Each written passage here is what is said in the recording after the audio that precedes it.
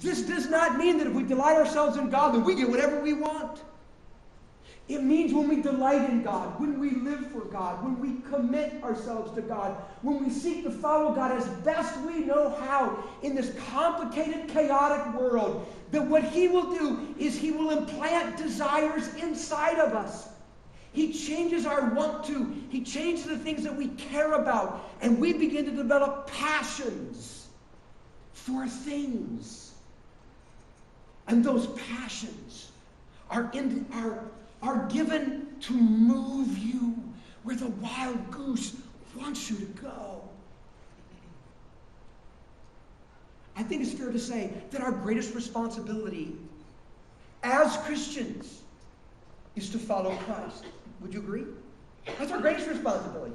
Ultimately, what matters most is that we follow Him. And if it is indeed true that these righteous, God-given passions are the Spirit of God moving us to let us know uniquely how we are supposed to follow Jesus, then following God-given passions becomes an ultimate responsibility in life.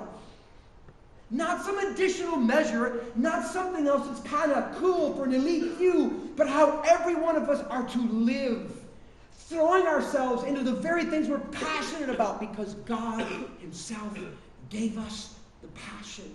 But here's the problem, and it comes up so frequently. It's that lesser responsibilities in life keep us from our ultimate responsibility in life. All too often, we are caged from following the wild goose, and the cage we have built, we have labeled being responsible. One time Jesus was walking down a road outside of a town, we kind of think as we put the story together. But He looked at a particular young man and He offered him an invitation. And that young man's response was very interesting. And Jesus' response to him was mind-blowing. Here's how the account went. It's found in Luke chapter 9, verses 59 and 60. Jesus said to another man, "Follow me." Right? That's not hard to understand, is it? Follow me. Well, but the man replied, "Lord, first let me go and bury my father." Now, does that sound like an unusual request? I mean, I'm looking at that going, oh, I get that. The guy's dad was probably about to die. And that meant family business would also be chaotic, and this man is just trying to do the responsible thing. He's trying to say, you know what, yeah, I'll follow you, absolutely. But see, my dad's about to die. My family's counting on me. I got to be there to show him respect, honor your father and mother. And I got to make sure the family business. And once that whole deal is done, once I've done that first, then I'm going to come and follow you. This guy was just being responsible. But look what Jesus said. Jesus said to him, "Let the dead bury their own dead, but you go and proclaim the kingdom of God." It's as though somehow Jesus saw right through the responsibility statement and knew it was nothing other than an excuse to avoid the ultimate responsibility, which was follow Christ. Keep in step with the Spirit. Chase the wild goose. See, here's just another basic observation. Sometimes the way the Spirit leads, He leads us to do things that it can appear to be irresponsible. He just can. Sometimes the Spirit moves, the wild goose calls, we go to chase it, and the very thing He wants us to chase after, the very thing He wants us to do, can appear to be an irresponsible action. The wild goose showed up in Abraham's life thousands of years ago and said, "Abraham, here's what I want you to do. I want you to pack up everything you own, and I want you to follow me to a place I'm not going to tell you about. I'll just show you later." So he takes everything he owns, packs it up in a U-Haul, throws his wife Sarah in the front seat. They head off down the road. Can you imagine the conversation? So, Abraham, where are we going? I don't know. You don't know? No.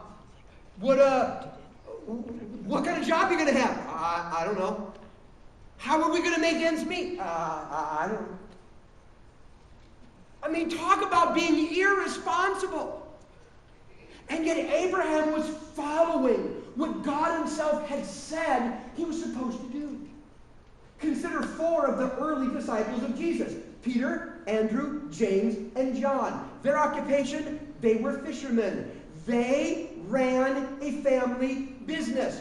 Their family and other employees and the community depended upon what it is that they did.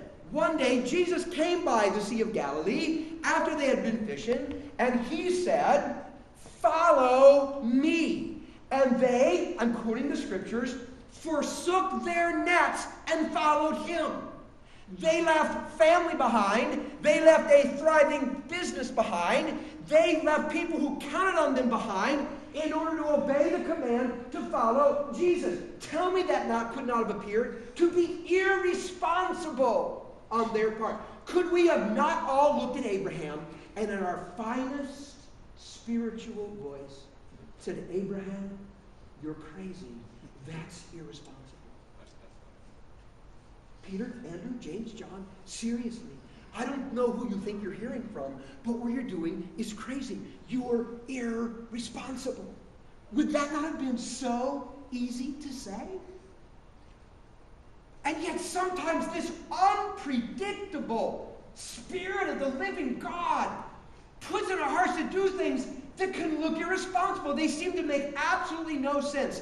In fact, other people will look at it and they will be shocked and indignant over what you have done. Why is this?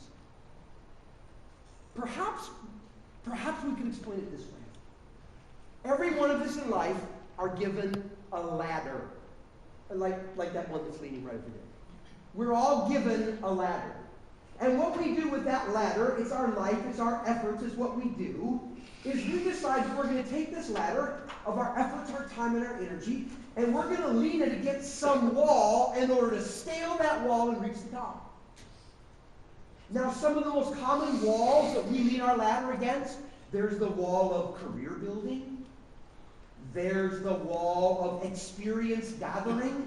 There's the wall of wealth collecting. There's the wall of home building. There's the wall of influence peddling, where we give ourselves to wonderful philanthropic causes to try to make life better for other people. Those are all common walls. And what we all do is we pick out a wall, okay, and then we start climbing the ladder to reach the top of that wall. That's what we do. And so we go to school for that, right? And then we try to get a job that helps to do that, and then we save money and build securities that we get. Whatever it takes to climb the ladder to reach the top of that wall, it's just what we do. Are you a little afraid with me on the ladder right now? Yeah, that's it. Because I'm feeling a little woozy right now. Okay, so, but we all do that.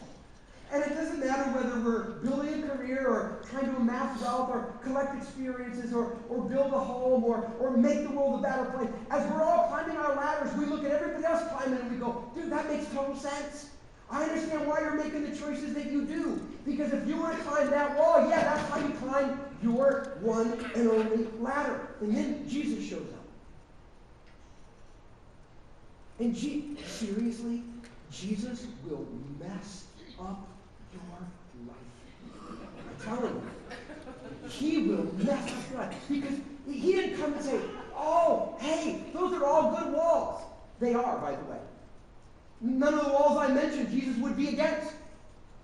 But he didn't come and say, hey, you know what? Let me help you climb that wall better. And that's a good thing. Let me help you climb that wall better. What Jesus did, he came and said, listen, those are all the wrong walls.